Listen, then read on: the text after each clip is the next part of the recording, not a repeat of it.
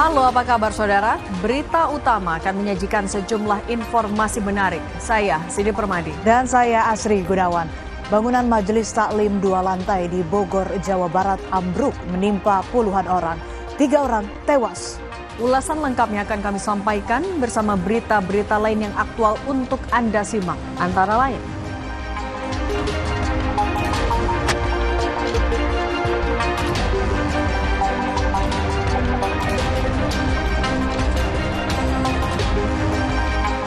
Menteri Agama Nasaruddin Umar menjenguk korban yang dirawat di RSUD Kota Bogor, Jawa Barat akibat tertimpa bangunan Majelis Taklim yang ambruk.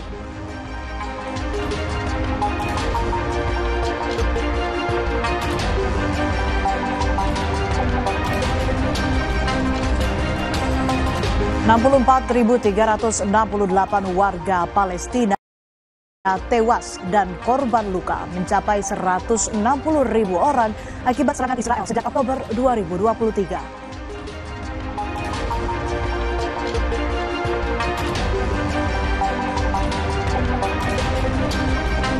Di akhir acara kami juga memiliki video pilihan detik-detik longsor bebatuan yang terjadi di sebuah pegunungan di Prancis.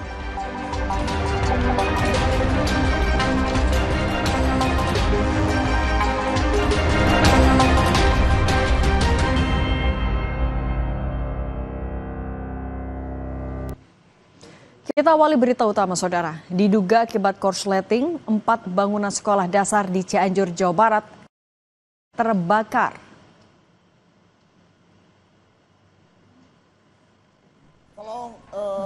Api yang cepat membesar melahap perpustakaan, toilet, masjid, dan dapur sekolah dasar negeri Cibarekbek, Cianjur, Jawa Barat. Peralatan sekolah seperti buku, komputer, dan printer hangus ikut terbakar.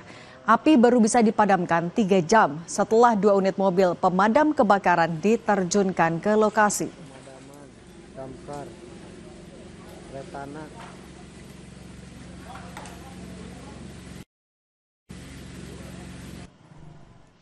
Informasi lainnya saudara, bangunan Majelis Taklim 2 lantai di Bogor, Jawa Barat ambruk menimpa puluhan orang. 3 orang dilaporkan tewas dan 84 orang terluka. Video amatir merekam detik-detik bangunan Majelis Taklim di Desa Sukamakmur ambruk pada Minggu pagi. Kepanikan terjadi saat bangunan yang digunakan warga tiba-tiba ambruk. Kepala Desa Sukamakmur, Sri Widiari bilang 3 orang tewas dan puluhan terluka dalam perawatan di rumah sakit.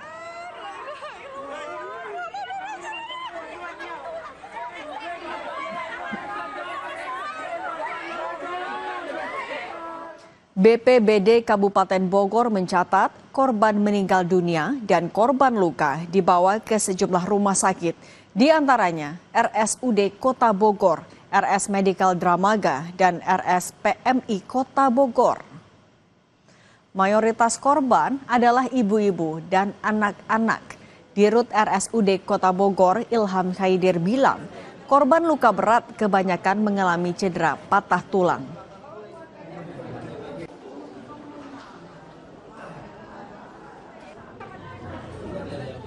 Timbunan, jadi tertimpa sama kan beton ya, bahan bangunan ya, jadi tertimpa sama batu betonnya, kan runtuh itu ya, jadi menyebabkan adanya cedera seperti patah ya, patah tulang, kemudian cedera organ visceral, organ dalam, dan itu perlu penegakan diagnosa cepat dan dilakukan tindakan secepat-cepat. Kapolsek Ciamas, Kompol Iwan Wahyudi bilang bangunan Majelis Taklim yang ambruk merupakan bangunan baru. Bangunan ambruk karena struktur bangunan tidak kuat menahan beban dari membludaknya jamaah. Kalau informasi dari warga, bangunan ini baru, namun demikian karena jumlah berat yang ditanggung bebannya itu terlalu besar sehingga bangunan tidak kuat sehingga ambruk ke bawah. Baik, perlu dijelaskan juga bahwa di lokasi sudah kita melakukan evakuasi pembersihan puing-puing ambruknya Majelis Taklim itu dan sudah dipastikan clear, sudah tidak ada lagi korban-korban yang tertimbun oleh reruntuhan itu. Dan semua korban kita fokus untuk dibawa ke rumah sakit terdekat yang ada di Bogor, demikian. Menteri Agama Nasaruddin Umar menjenguk korban yang dirawat di RSUD Kota Bogor, Jawa Barat akibat tertimpa bangunan Majelis Taklim yang ambruk.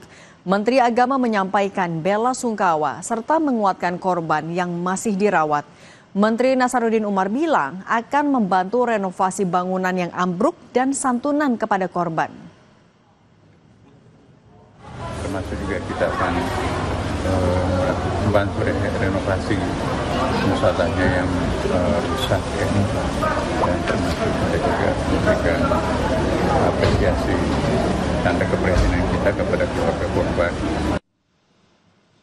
Pemerintah Kabupaten Bogor akan menanggung semua biaya perawatan korban ambruknya Majelis Taklim di Desa Sukamakmur, Kecamatan Ciamas pada Minggu siang. Hal itu disampaikan Wakil Bupati Bogor, Ade Ruhandi saat mengunjungi korban yang dirawat di RSUD Kota Bogor. Biaya, tadi ada pertanyaan tentang biaya, bahwa semuanya akan kami koordinasikan ini agar menjadi tanggung jawab pemerintah. Dan kami dari pemerintahan untuk Pak Bupati dan Wakil Bupati juga turut prihatin terhadap kejadian ini musibah dan berduka cita pada saudara-saudara kita yang tadi ada informasi yang meninggal dunia. Dan kami bertitip kepada seluruh rumah sakit yang sudah juga pelayanannya bagus untuk tetap menitipkan warga masyarakat Kabupaten Bogor untuk dilayani secara maksimal. Proses evakuasi telah selesai, lalu bagaimana kondisi korban selamat di rumah sakit? Kita tanyakan ke jurnalis Kompas TV Niko Zulfikar di Rumah Sakit Umum Daerah Kota Bogor. Niko, selamat malam. Kalau di tempat Anda melaporkan, ada berapa banyak korban yang dirawat? Ya, Cindy, tepatnya di depan IGD RSUD Kota Bogor, tepatnya melaporkan untuk korban yang dilarikan ke rumah sakit ini akibat bencana longsor yang menimpa Majelis Taklim 2 lantai di Kecamatan Ciamas.